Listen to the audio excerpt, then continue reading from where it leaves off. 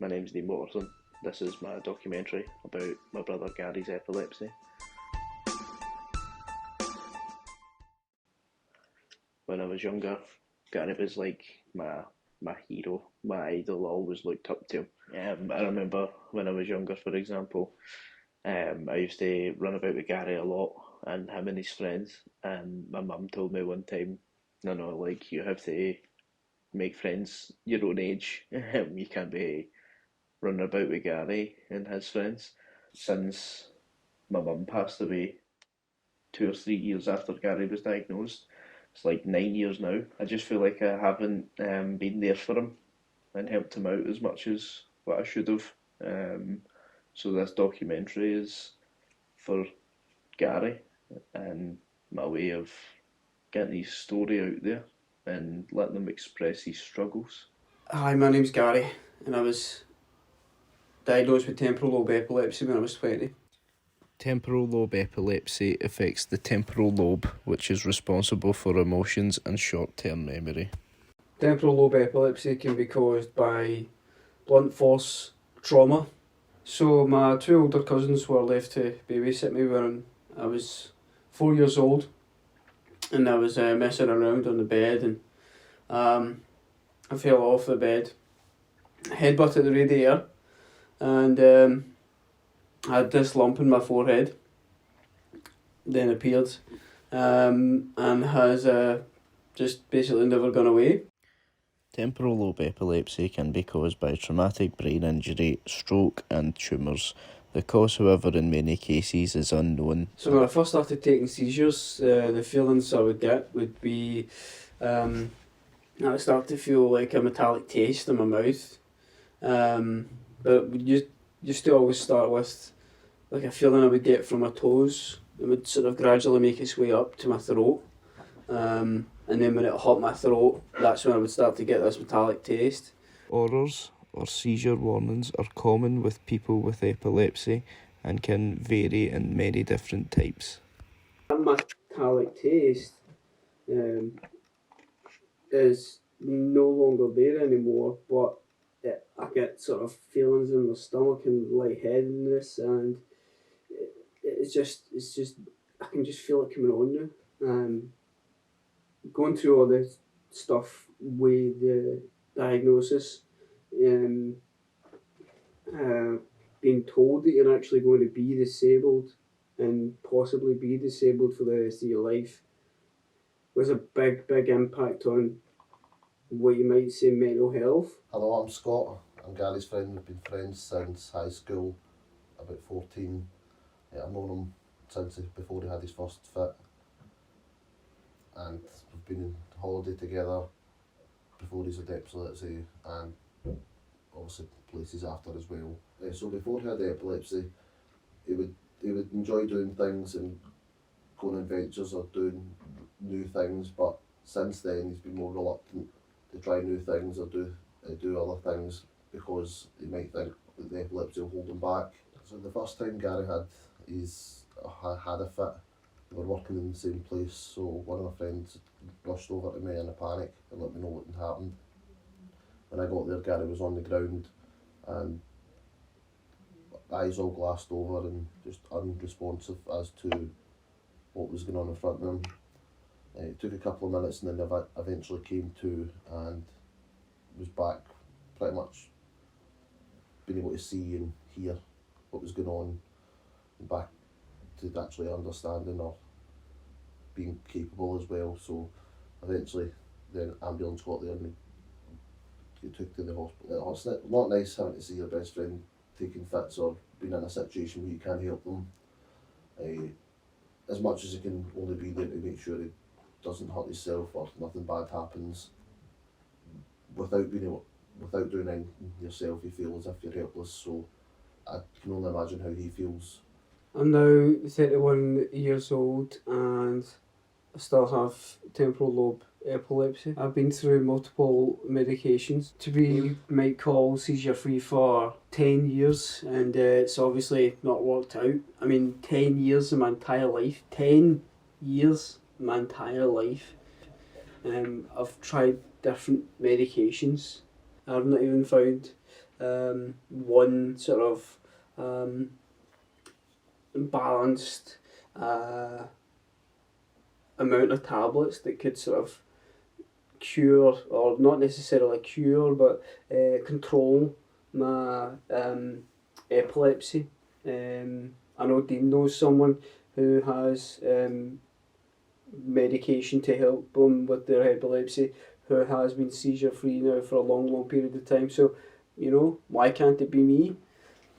Hi, I'm Pamela Sinclair, and I have been diagnosed with epilepsy. Grand mal. Grand mal, also called tonic-clonic, causes a loss of consciousness and violent muscle contractions. It's caused by abnormal electrical activity throughout the brain. It all started with me. I was 14. It kicked in puberty. So you're going back 42 years ago, and people really were so ignorant about it. And then it was like, at school, I still got teachers saying, so what do we do? Do we put a spoon in your mouth? Do we put our fingers to stop you swallowing your tongue? Yep. And I'm like, well, you put your fingers in, you're going to lose your fingers. Yeah. And don't put a spoon in my mouth because you'll break my teeth. Just put me into the recovery position. How do we do that? Do we hold you down? And I'm just leave me. Yeah. Just leave me alone. Just pull an arm over, pull a leg over, and leave me to it. Oh, we're not sure. Everywhere I went, swimming, anything, I had to bring to attention of everybody. Yep. By the way, I suffer from epilepsy. Can you keep an eye on me? Oh no, you can't get into the water. Oh, you can't do this. Because people are judge, Pam. That's my people judge, and I think that that's basically my I guess assessment of all of this. Doing the documentary with Dean, and even having your insight there, you know, 14 years later. But now I was diagnosed when I was 20. So I've only had it for 10 years, and I didn't know how epilepsy worked at all when I was 20. So then my life, I didn't know how much my life was going to change. And then literally, like, it got switched like upside down, quite literally, but I didn't know how much it was going to get switched upside down. And then, well, now I need to bring to attention, like you say, every single time you need to tell someone, like, you know, for example, I was on, you know, during the pandemic, I was on the train and I didn't have a mask on because of the fact that, well, you know, what if I took a seizure? Someone sees you taking a seizure on public transport with a mask on. I didn't have a wristband either to say I'm an epileptic. They're just going to, you know, assume or judge that you are drunk or you're on some sort of drugs or something. So they're going to be like, nah, I'll just leave him. He'll come out to it eventually and it'll be fine. No.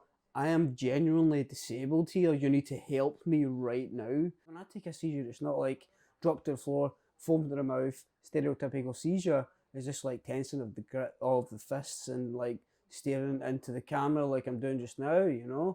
There's so many different forms. 100%. So when you're talking about drop to the floor, foam at the mouth, that's me. That's tonic-clonic. That's your full-blown wham bam. I broke arms, shoulders. I once it was happening to me and I was going to a friend's house and I was like, do I run back home? Do I run to the friends? And I continued to run to the friends and I got to our porch, which was in a concrete set at the house. And I thought I had made it to touch the doorbell and I hadn't, and down I went down the side of the doorbell. Well, I have an aura first before going into a full-blown tonic-clonic, but it scares the life out of me. Right, okay. The description of it is crazy, but it's like my best description of it is like you know the war films of the old aeroplanes, the bombers coming before the aeroplanes coming before they drop the bomb, and the distance, and then it's getting closer and closer. This sound is coming to me, and it's over there, you know, this plane, and I'm terrified. And then, of course, there's another one coming in this time, and I'm like this. Because of this sound, and I just absolutely petrified of it. And then, down. How long have you been seizure free for? I've been seizure free for about, I would say about 17 or 18 years Yeah, now. 20 years. Yeah. Can And you... I'm on four 4? different anti-epileptic medications. Really? But it took years You know, that was genuinely going to be one of the questions. to get the right. Can you remember like how many times they sort of switched up your meds? Was it a lot then? Yeah. It was a lot. For the next 5 years, what I'm going to do is find the right neurologist who can help me, and actually find the right medications so that I can actually live independently, renew my passport and visit Europe, visit America, and get out there, start living, and start basically start living, just become myself again. There's no question about it.